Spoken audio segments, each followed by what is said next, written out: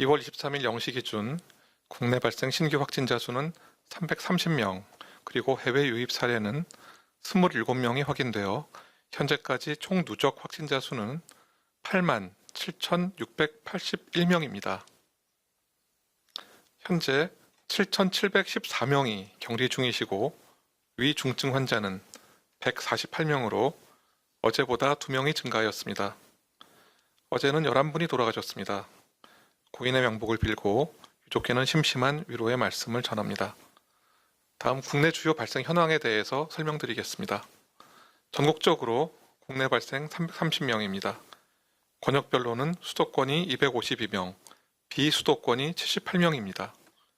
충청권이 13명, 호남권 19명, 경북권 14명, 경남권 18명, 강원권 14명이 발생하였으며 제주에서는 발생이 없었습니다. 권역별 주요 집단 사례 설명드리겠습니다. 먼저 수도권 상황에 대해서 말씀드리겠습니다. 서울 마포구 직장 관련 2월 15일 첫 확진자 발생 이후 13명이 추가 확진되어 누적 확진자는 총 14명입니다. 서울 용산구 대학병원 관련 9명이 추가 확진되어 누적 확진자는 총 227명입니다. 경기도 남양주시 플라스틱 공장 관련 8명이 추가 확진되어 누적 확진자는 총 179명입니다. 경기도 성남시 무도장 관련 6명이 추가 확진되어 누적 확진자는 총 62명입니다. 경기도 성남시 요양병원 관련 5명이 추가 확진되어 누적 확진자는 총 60명입니다. 경기도 용인시 운동선수 그리고 헬스장 관련 15명이 추가 확진되어 누적 확진자는 총 44명입니다. 다음 충청권 상황 말씀드리겠습니다. 충남 아산시 난방기 공장 관련 1명이 추가 확진되어 누적 확진자 수는 총 173명입니다. 충북 영동군 대학교 관련 3명이 추가 확진되어 누적 확진자는 총 13명입니다. 다음 호남권 상황 설명드리겠습니다. 전북 완주시 자동차 공장 2번째 관련 6명이 추가 확진되어 누적 확진자는 총 24명입니다. 전남 무안군 가족 모임 관련 5명이 추가 확진되어 누적 확진자는 총 19명입니다. 다음 경북권 상황 말씀드리겠습니다. 경북 의성군 가족 모임 그리고 의성군 온천 관련 5명이 추가 확진되어 누적 확진자는 총 67명입니다. 경남권 상황입니다. 부산 영도구 병원 관련 5명이 추가 확진되어 누적 확진자는 총 16명입니다. 경남, 경기 명절 모임 관련 6명이 추가 확진되어 누적 확진자는 총 7명입니다. 다음 강원도 상황 설명드리겠습니다. 강원도 정선군 교회 관련 2명이 추가 확진되어 누적 확진자는 총 22명입니다. 이어서 최근 발생하고 있는 산업재해 집단 발생에 대해서 설명드리겠습니다. 최근 2주간 사업장 발생은 14건으로 513명이 발생하였습니다. 충남, 경기의 사업장에서 외국인 노동자 다수가 감염되었습니다. 대표적인 집단 사례라고 할 수 있는 경기도 남양주시 플라스틱 공장 관련해서 총 179명의 확진자가 발생하였습니다.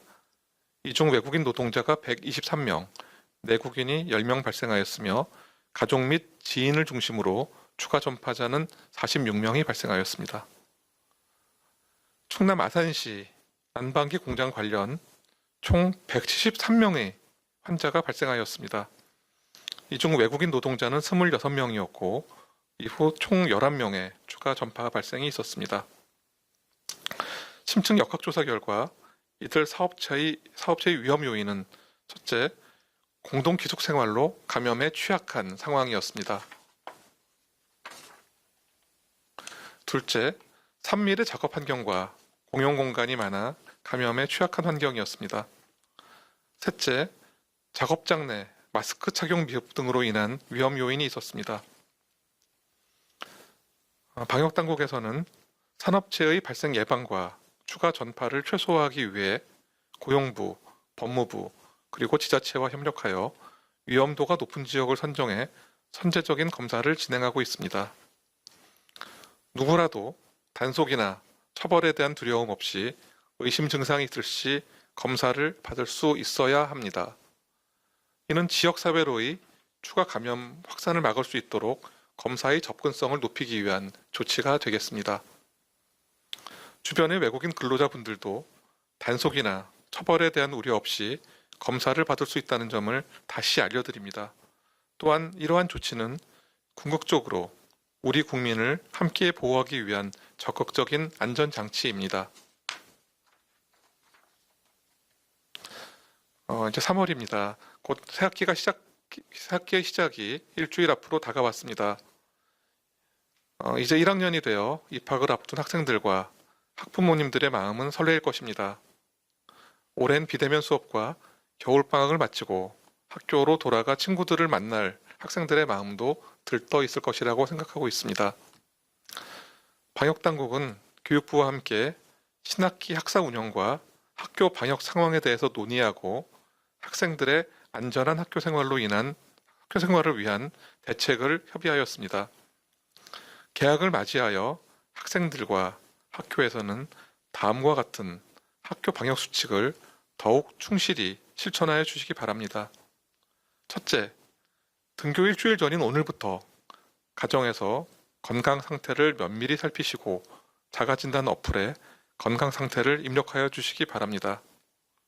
둘째, 증상이 있으시면 등원이나 등교하지 마시고 가까운 진료소를 찾아 검사를 받아주시기 바랍니다.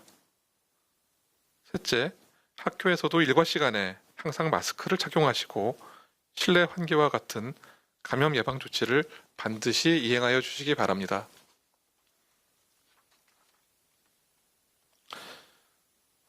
최근 변이 바이러스의 세계적인 증가 추세에 따라 지난 2월 10일에 사전 예고해드린 바와 같이 내일부터 우리 국민을 포함하여 해외에서 입국하는 모든 입국자는 PCR 음성 확인서를 의무적으로 제출하여야 합니다. 입국 시에 PCR 음성 확인서를 제출하지 않는 경우 외국인은 입국이 금지되며 우리 국민은 임시생활시설에서 진단검사 후에 14일간 격리될 수 있습니다. 또한 이때 비용은 자신이 부담이 되게 되므로 미제출자들에게는 큰 경제적 부담이 될 수 있는 만큼 정확히 인지하셔 불편을 겪으시는 일이 없도록 하여 주시기 바랍니다. 현재 지역사회의 감염 위험이 충분히 낮아지지 않은 상황에서 개학을 맞이하게 되었습니다. 또한 사회적 거리두기 완화로 인해 코로나19의 발생 위험은 상대적으로 좀 높아진 상황입니다. 그럼에도 불구하고 등교 수업을 확대하기로 한 것은 학생들에게 충분한 교육 기회를 보장하기 위한 것이며 적극적인 방역의 실천으로 유행을 차단할 것입니다. 안전한 학교 생활이 될 수 있도록 방역당국과 교육당국 그리고 가정에서 함께하는 노력이 필요합니다. 현재까지 학교 내에서의 방역수칙은 비교적 잘 지켜지고 있는 편이라고 생각하고 있습니다. 하지만 학교 이외 학원이나 사적 모임 등에 대한 지도가 필요하며 특히 학생들과 접촉하는 교사들 그리고 다른 교직원들분들은 더욱 경각심을 갖고 사적 모임 자제나 거리두기 수칙을 철저히 지켜주셔야 할 것입니다. 가정에서도 개학 일주일 전인 오늘부터 건강 상태의 체크를 통해 건강을 체크해 주시고 증상이 있는지 주의 깊게 살펴주시면서 의심 증상이 있는 경우에 가까운 진료소를 찾아 적극적으로 검사를 받아주시기 바랍니다. 방역당국 또한 교육과 관련된 방역 상황에 긴장감을 가지고 대응할 것입니다. 무엇보다 중요한 것은 기침이나 발열과 같은 증상이 있는 경우에 진료소를 찾아서 검사를 받는 일이라는 것을 강조드립니다. 감염 여부를 확인하고 적절하고 충분한 치료를 통해 완치되는 것이 중요합니다. 더불어 지금과 같은 유행 상황에서는 마스크 착용과 상시적인 손 씻기 등 개인 위생을 철저히 해주시기를 당부드립니다.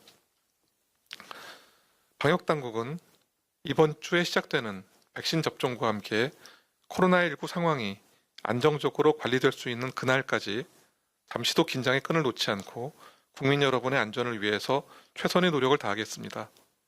긴 여정에 힘들고 지치셨겠지만 방역당국을 믿고 방역수칙의 준수에 조금 더 함께하여 주시기를 간곡히 부탁드립니다.